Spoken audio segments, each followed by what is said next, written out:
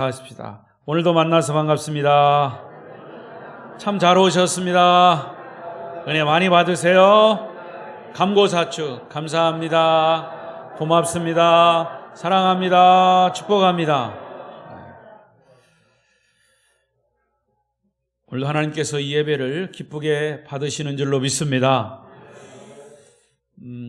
저는 한 주간 이렇게 기도하면서 어떤 생각을 또 했냐면, 하나님 그런 마음을 주시더라고요. 예배는 하나님의 이야기만, 하나님을 찬양하고 하나님께 기도하고, 또 설교자는 하나님의 말씀을 대언하고, 그러니까 하나님으로 충만한, 하나님은 영이시지만 하나님으로 충만한 그것이 바로 예배다.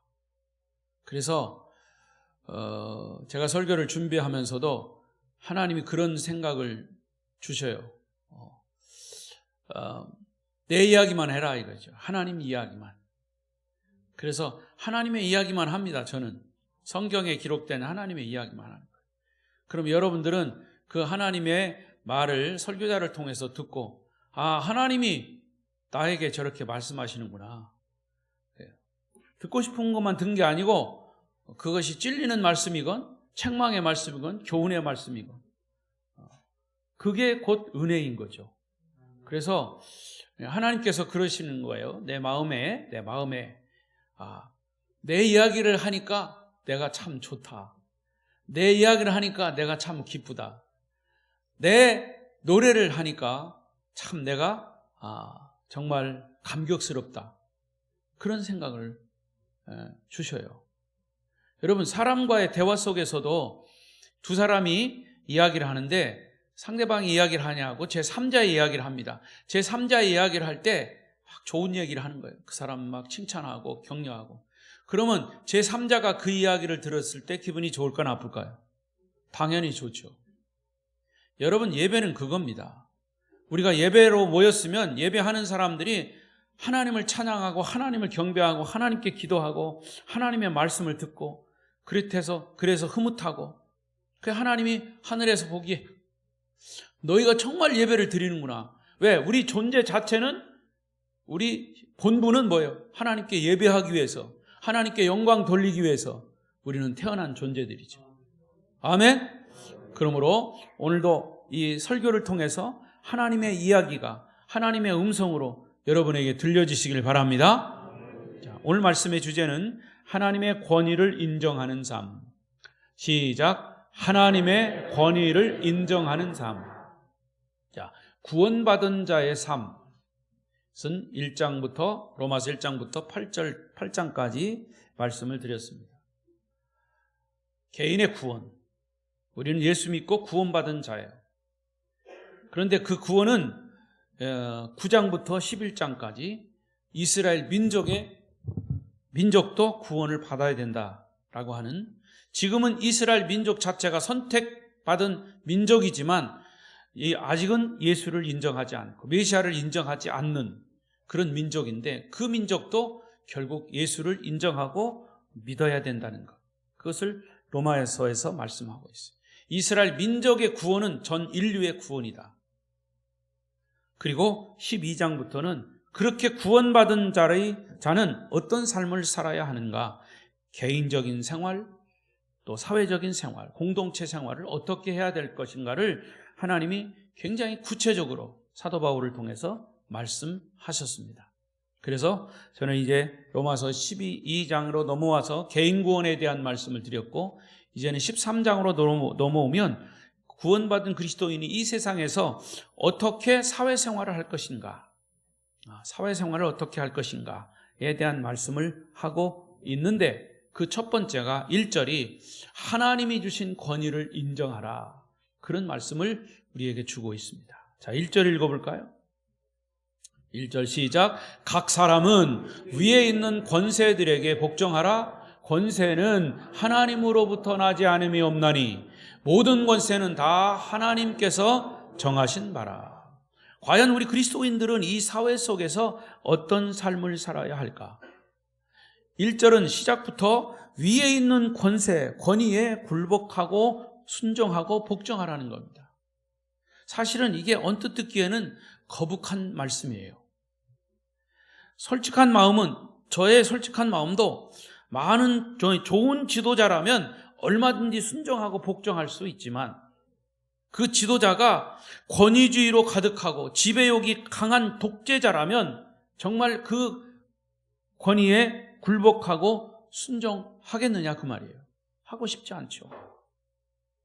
사실 우리가 살고 있는 이 사회는 권위주의로 가득 차 있습니다. 하지만 이 말씀을 시간을 두고 계속 묵상을 해보면 우리가 생각하는 것보다, 우리가 언뜻 그냥 우리의 지식으로 생각하는 것보다 훨씬 놀라운 뜻이 이 하나님의 말씀 속에 숨겨져 있음을 발견하게 됩니다. 자, 베드로전서 2장 18절 또 읽어보십시다. 시작. 사환들아, 범사에 두려워함으로 주인들에게 순종하되 선하고 관용하는 자들에게만 아니라 또한 까다로운 자들에게도 그리하라. 좋은 지도자에게만 순종할 것이 아니라 보기 싫고 떠나고 싶고 듣기도 싫은 그런 까다로운 지도자가 있어도 그 지도자에게 순종하라는 겁니다. 이런 말씀을 들을 때 정말 거북해요. 불편합니다. 그런데 사실 성경적으로 보면 내가 좋아하는 사람만 사랑하는 것은 진정한 사랑이 아니에요. 그래서 주님은 뭐라고 그랬습니까? 원수까지도 사랑하라 그랬어요. 그게 사랑이라 그 말입니다. 여러분, 내가 사랑하는 사람만 사랑하는 것은 누구나 사랑할 수 있어요. 그러나 원수까지 사랑하는 것은 누구나 사랑하지 못해요. 그러나 성경에서의 사랑은 바로 원수까지도 사랑하라는 말씀이 하고 있어요. 내가 싫어하고 나의 원수까지도 사랑할 수 있는 그 사랑이 우리 그리스도인이 해야 할 사랑이라 그 말입니다. 이 권위에 순종하는 것도 마찬가지예요. 사실 베드로전서 2장 18절 말씀은 2000년 역사 속에서 사실은 오해도 받고 잘못 사용된 말씀 중에 하나예요. 하다못해 하나님을 모르는 정치인들도 이 말씀을 잘 인용했습니다. 정부에 순종하라, 독재 정치를 합리화하기 위한 방법으로 이 성경을 많이 인용했던 것을 우리는 알고 있습니다. 그럼에도 불구하고 오늘 우리는 이 말씀에 더 깊은 묵상이 필요합니다. 제가 지난 수요일 설교에도 말씀드렸듯이 이런 말씀이 이 권위에 대한, 나라의 권위, 대통령의 권위, 지도자의 권위, 이 권위에 대해서 순종하라는 말씀이 왜 자꾸 제가 일부러 이 말씀을 선택해가지고 꼬집어서 하는 거 아니에요. 여러분 아시다시피 마태복음을 지금 시리즈로 계속하고 있죠. 로마서를 계속하고 있어요. 그런데 마태복음에서도 이 권위에 대한 말씀이 지금 나왔어요. 로마서에서도 지금 이 말씀이 나왔어요. 그렇다면 지금 이 시대에 저와 여러분에게 꼭 필요한 하나님의 말씀이기 때문에 이 말씀을 주시는 것이 아닌가, 저는 그렇게 믿습니다. 여러분, 우리가 사는 이 사회에 권위가 무너지면 어떻게 될까요? 하루아침에 아수라장이 될 겁니다. 권위는 모든 부분에 다 있습니다. 제가 지난번에도 말씀드린 것처럼 이 차를 가지고 거리에 나갔습니다. 사거리에 보니까 신호등이 다 꺼졌어요. 그런데 교통순경이 나와서 그 수신호를 통해서 그 교통을 정리하고 있습니다. 그러면 그 교통순경이 그 수신호를 할 수 있는 권위를 누가 줬습니까? 국가가 준 겁니다. 국가가 그 권위를 줬기 때문에 그가 교통순경이 나와서 수신호를 할 때 운전사들은 그 수신호를 따라서 할 때 질서가 잡히는 겁니다. 만약에 신호등이 꺼지고 거기에 아무런 교통순경이 나와서 하지 않을 때 서로 가려고, 특히 한국 사람들이요, 먼저 가려고 막 새치기 하고 합니다. 그 거리는 아수라장이 되고 잘못하면 사고가 날 수 있는 거죠. 만약에 우리 가정의 아버지의 권위 무너지면 가정이 무너지는 겁니다. 학교에서 선생님의 권위 무너지면 교육이 무너지는 겁니다. 교회의 목사의 권위가 무너지면 영적 지도자의 지도력이 무너지는 겁니다. 그 모든 공동체는 권위가 무너지면 함께 무너지는 겁니다. 국민들이 대통령의 권위를 인정하지 않는다면 나라는 수렁에 빠질 것입니다. 만약 순종할 만한 지도자가 아니라서 그 권위를 거부했다면 오히려 그 다음에는 무서운 일이 더 일어날 것입니다. 그래서 이런 얘기가 있습니다. 나쁜 권위는 없는 권위보다 낫다. 그 권위가 나쁜 권위라 할지라도 그 나쁜 권위가 있기 때문에 그런 대로 거기는 나름 나쁘게 사용되지만 질서가 나쁘게 지켜지는 거죠. 참 아이러니한 얘기입니다.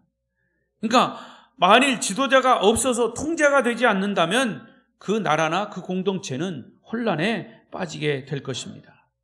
권위는 곧 질서이기 때문에 권위가 무너지면 질서가 무너지고 무질서한 세상, 정말 이 사회가 무정부 상태가 되면 더욱 혼란에 빠지게 될 것입니다. 이것은 영적인 세계도 마찬가지입니다. 하나님의 절대 권위, 하나님은 우주를 창조하신 분입니다. 만물을 창조하신 인류의 주인이십니다. 그 하나님의 절대 권위가 무너지면 우리의 신앙은 송두리째 무너지는 겁니다. 또 하나님의 절대 권위, 하나님이 말씀하신 그 말씀, 곧 바이블, 성경의 권위가 무너지면 우리의 신앙 역시 깨지는 겁니다. 여러분, 이 사실을 아십니까? 세계 기독교 역사를 보면 한때는 자유주의 신학자들이 성경의 권위를 막 흔든 때가 있었습니다. 지금도 종종 그런 일이 있습니다마는, 또 그렇게 이야기하는 사람도 있습니다마는, 자유주의 신학자들이 말하는 것은 성경이 어떻게 하나님 말씀이냐? 이스라엘의 역사책이지. 사람들이 짜깁기 해놓은 그런 책 아니냐? 하나님 말씀이지만 성경도 오류가 있다. 막 이렇게 성경을 흔듭니다. 이게 성경의 권위를 흔드는 거예요. 이렇게 자유주의 신학자들이 성경의 권위를 마구 흔들 때 세계 역사에 어떤 일이 일어난 줄 아십니까? 놀라운 사실은 이렇게 성경의 권위가 땅에 떨어졌을 때 세계 1, 2차 세계대전이 일어났다는 겁니다. 그건 갖다 맞춘 거 아니냐? 절대로 영적인 세계에서 보면 그렇지 않습니다. 자유주의자들이, 신학자들이 성경을 인간이 편집한 한 권의 책에 불과하다고 주장했을 때 사람들의 도덕성이 땅에 떨어집니다. 도덕성이, 윤리성이 떨어지니까 세계 전쟁이 일어난 것입니다. 반대로 성경의 권위가 높아지면 사회가 안정이 됩니다. 하나님의 권위가 높아지면 세상은 평안해집니다. 하나님이 무시당하고 성경이 무시당하면 이 세상은 혼란에 빠지는 것입니다. 하나님 자체가 권위입니다. 하나님은 세상을 창조하실 때 질서와 권위로 창조하셨습니다. 여러분, 자연과학 세계를 보십시오. 이 태양계와 은하계와 이 우주계가 자연의 질서와 원리가 없다면, 지구가 제멋대로 운행한다면 얼마나 불안하겠습니까? 언제 어느 때 위성이 충돌할지 모릅니다. 언제 지구가 충돌해서 박살날지 모릅니다. 그러나 창조 이래로 한 번도 우주계는 사고가 없었습니다. 하나님이 만들어 놓으신 질서대로 움직여 가는 것입니다. 최종 권위를 가진 하나님이 이 세계와 우주를 다스리시기 때문입니다. 그래서 이 세상은 사고 없이 움직이고 있는 것이죠. 하나님은 자연계뿐만 아니라 인간계도 질서와 권위를 가지고 이 세상을 살도록 만들어 주셨습니다. 그러나 사실은 왜 기후의 변화가 일어납니까? 사람들이 이 자연을 잘못 사용하기 때문에, 자기의 이익을 위해서 잘못 발명하고 자동차 발명하고 이렇게 하다 보니까 대기가 오염되고, 대기가 오염되니까 이상한 기후현상이 일어나고 자연계에 혼란이 생기는 거죠. 자연계는 지금까지 그럼에도 불구하고 하나님이 주신 질서와 법칙에 따라서 잘 진행되어 왔습니다. 자, 그런데 인간 세계는 어떻습니까? 하나님의 권위에 도전하는 불순종의 죄를 지음으로 인하여 하나님의 법칙, 하나님의 권위를 무시해버렸습니다. 이 전쟁과 죽음, 싸움과 시기, 미움과 질투의 아수라장으로 만든 것이 바로 우리 인간들입니다. 하나님이 주신 질서와 권위를 무시했기 때문이죠. 자, 시편 33편 10절부터 보십시다. 이 말씀을 조금 더 음미해가면서 뜻을 생각하면서 같이 읽어보십시다. 시작. 여호와께서 나라들의 계획을 폐하시며 민족들의 사상을 무효하게 하시도다. 여호와의 계획은 영원히 서고 그의 생각은 대대에 이르리로다. 여호와를 자기 하나님으로 삼은 나라 곧 하나님의 기업으로 선택된 백성은 복이 있도다. 여호와께서 하늘에서 굽어보사 모든 인생을 살피시며 곧 그가 거하시는 곳에서 세상의 모든 거민들을 굽어 살피시는도다. 그는 그들 모두의 마음을 지으시며 그들이 하는 일을 굽어 살피시는 이로다. 할렐루야. 하나님을 기업으로 삼는 자가 복이 있다고 그랬습니다. 여러분, 하나님이 여러분의 기업이십니까? 사장님이 회사를 열심히 읽어가지고 큰 기업을 이뤘어요. 그 사장님의 기업입니다. 그래서 그 사장은 그 기업, 자기가 이룬 기업을 보면 마음이 흐뭇하죠. 자, 그런 의미에서 하나님이 우리의 기업이 되신다. 하나님을 기업으로 삼는 자가 복이 있도다. 할렐루야. 여러분에게 하나님이 기업이 되시기를 축원합니다. 자녀가 부모를 의지하고 우리 부모님에게 부모님을 지지하고 부모님의 말씀에 순종할 때 부모님은 어떤 마음이 들까요? 자녀가 그렇게 부모를 지지해주고 의지하면 부모님은 첫 번째로 돈주머니가 열려요. 그래서 용돈이 나갑니다. 그렇지 않아요? 자녀가 부모를 볼 때 정말 우리 부모님은 모든 부분에서 우리 자녀를 의지하고 자녀에게 최선을 다하고 그리고 자녀는 부모를 순종하고 부모의 말씀을 따를 때 결국 그 자녀는 부모가 기업이 되는 겁니다. 여러분, 하나님은 나라들의 계획을 폐하시고 민족들의 사상을 무효화시키십니다. 하나님의 계획을 영원토록 서게 하신다 그랬어요. 하나님을 자기 하나님으로 삼는 나라, 하나님을 자기 하나님으로 삼는 백성들이 복이 있다고 했습니다. 저는 지금까지 우리 대한민국이 이 말씀에 따라 진행되어 왔지만 더욱더 우리 그리스도인들이 다시 한번 마음을 가다듬고 이 말씀을 잘 적용해서 하나님이 다스리시는 나라 되기를 소망합니다. 사도 바울은 황제를 신격화하는 이 로마 권력 밑에서도 모든 그리스도인들에게 담대하게 외쳤습니다. 오늘 본문 1절에서 말씀한 것처럼 너희는 사람 위에 있는 권위, 즉 하나님께 순종하라. 너희 위에 있는 그 왕, 그 로마의 황제, 그 황제 위에 있는 하나님께 순종하라고 말씀한 겁니다. 이게 얼마나 무서운 얘기인지 몰라요, 사실은. 이 바울 사도가 살고 있던 그 시대는 로마 황제가 신입니다. 그러나 그 위에 하나님께 그 황제에게까지도 권위를 주신 그 하나님께 순종하라는 거죠.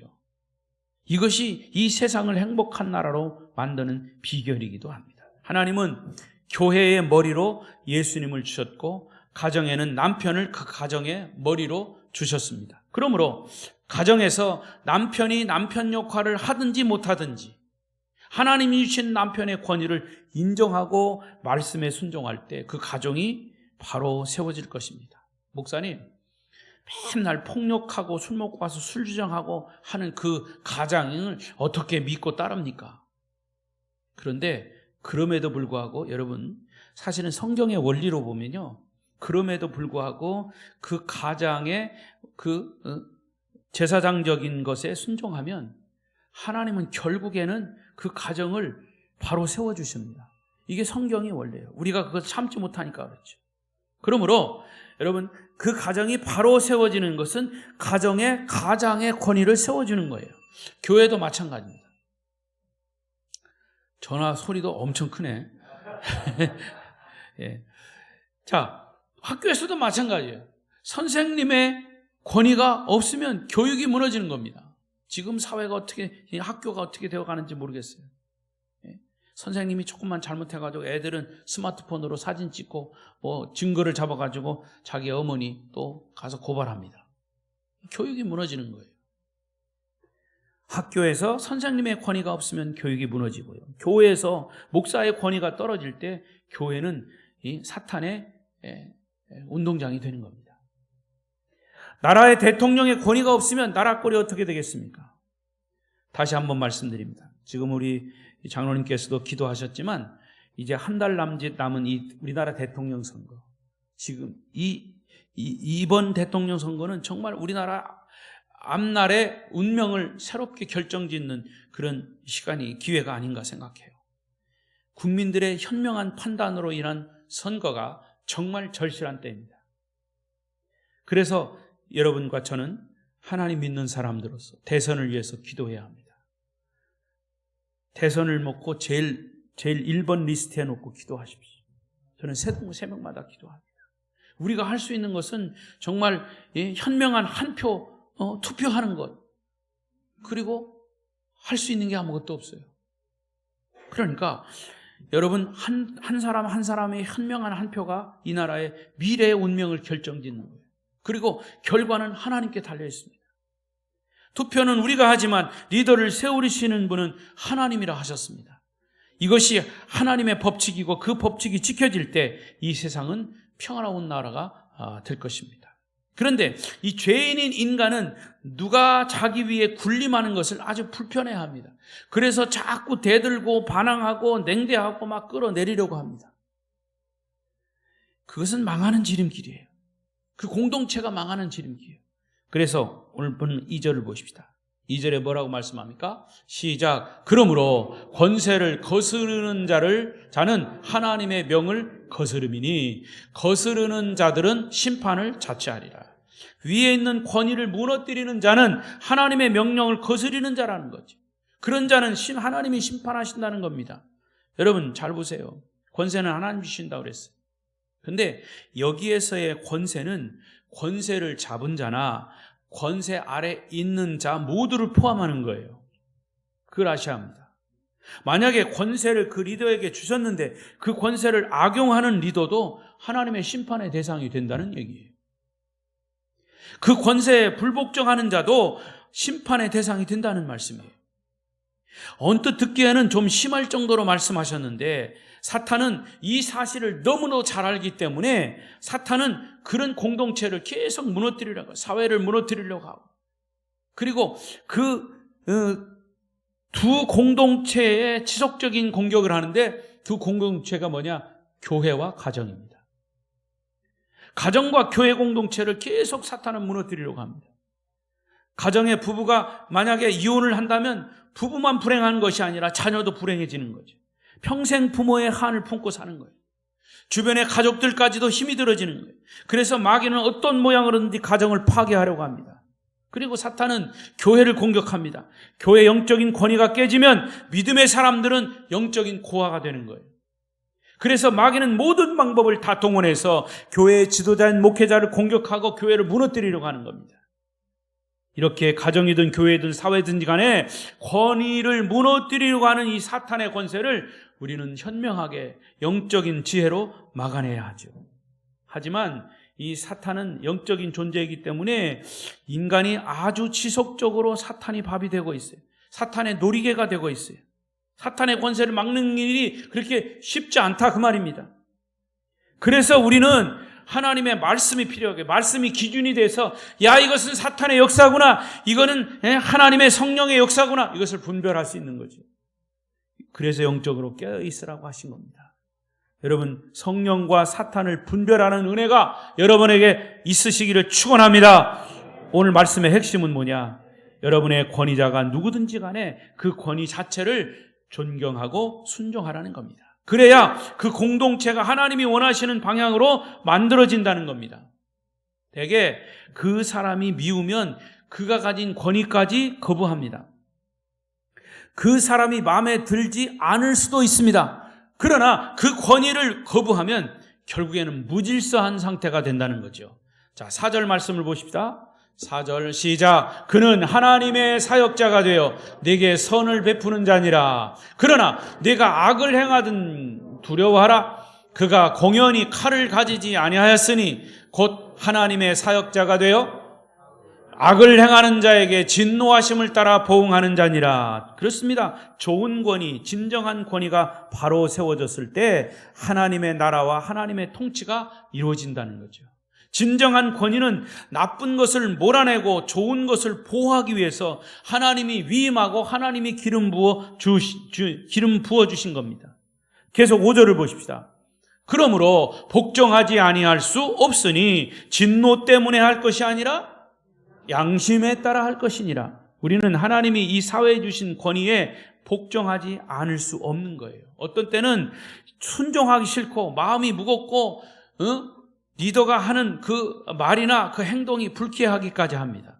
그래서 순종하는 것은 진노 때문이 아니라 양심 때문이라고 말씀한 것이에요. 이것이 우리에게 사실은 위로가 되고 복이 되는 거예요.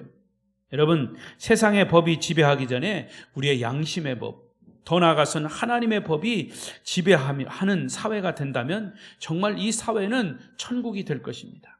더 나아가서 이제 구원받은 하나님의 백성들에게 이 권위를 얘기하면서 특히 우리가 권위에 순종하는 것 중에 하나가 뭐냐면 세금 내는 거예요. 세금을 똑바로 내라는 거죠. 그래서 여기 덧붙였습니다. 6절, 7절. 나라의 세금 바로 내라는 거죠. 시작. 너희가 조세를 바치는 것도 이로 말미암음이라. 그들이 하나님의 일꾼이 되어 바로 이 일에 항상 힘쓰느니라. 모든 자에게 줄 것을 주되 조세를 받을 자에게 조세를 바치고 관세를 받을 자에게 관세를 바치고 두려워할 자를 두려워하며 존경할 자를 존경하라. 국민으로서 나라의 세금 잘 내는 것도 하나님의 권위에 순종하는 것이다. 그 말이에요. 자, 오늘 말씀 두 가지로 딱 결론을 내리겠습니다. 한 가지는 여러분 중에 권위를 가지고 사용하는 사람, 소위 위에 있는 사람, 그 권위를 이제 이용하는 사람들에게 말씀을 드려요. 각 가정의 가장이든 직장의 간부이든 사업을 운영하는 사장이든 간에 여러분에게 주신 권위는 하나님이 주신 거예요. 그 권위를 선하고 착하게 활용해라 하는 말씀이에요. 권위를 잘못 사용하면 그 공동체와 조직은 무너지고 깨지는 겁니다. 가정의 권위인 아버지가 술 마시고 늦게 와서 가족들에게 가장의 권위를 잘못 사용하면 자녀들이 집을 나가버리는 거예요. 아버지를 바꿀 수는 없어요. 그러나 아버지가 싫어지니까 집을 나가는 겁니다. 가정이 깨지는 거예요. 그래서 아버지의 권위를 선하게 사용하라고 말씀하시는 겁니다. 지배하는 권위가 아닌 섬기는 권위, 서번트 리더십, 종의 리더십이에요. 나누는 권위, 이것으로 사용된다면 그 가정은, 그 사회는 하나님의 나라로 화해질 것입니다. 바뀌어질 것입니다. 이 세상을 변화시키는 권위는 하나님이 주시는 권위를 선하게 사용하는 데 있습니다. 또 한 가지 말씀은 이제 권위의 밑에 권위를 따르고 순종하는 사람의 위치에 있는 사람들에게 말씀을 드린다면 혹시 위에 있는 분이 못마땅하고 불편하고 따르고 싶지 않을 수 있습니다. 그럼에도 불구하고 따라야 한다고 성경은 가르칩니다. 이게 성경의 명령이에요. 자기 상관을 비판하고 흠집내고 끌어내려 보십시오. 어떻게 될 겁니까? 그것은 여러분 자신을 죽이는 일입니다. 성경은 말합니다. 너희를 핍박하는 자를 저주하지 말고 축복하라. 복수하려는 생각은 아예 내려놓아야 합니다. 여러분의 인격이 상처를 받습니다. 여러분, 내가 그 사람을 욕하는 만큼 자기의 인격이 더러워지는 겁니다. 비록 마음에 들지 않더라도 따라가야 합니다. 진심 어린 마음으로 순종하면 하나님이 그 사람을, 그 권위자를 바꾸어 주실 겁니다. 여러분, 하나님이 여러분에게 권위를 주셨습니까? 선하게 활용하십시오. 또는 권위 밑에 있습니까? 그 권위에 순종하십시오. 이것이 오늘 우리에게 주시는 메시지입니다. 권위에 순종함으로 여러분의 가정과 여러분이 사는 삶의 현장이 하나님의 나라, 천국으로 변화되시기를 축원합니다. 축원합니다. 기도하겠습니다. 오늘 주시는 말씀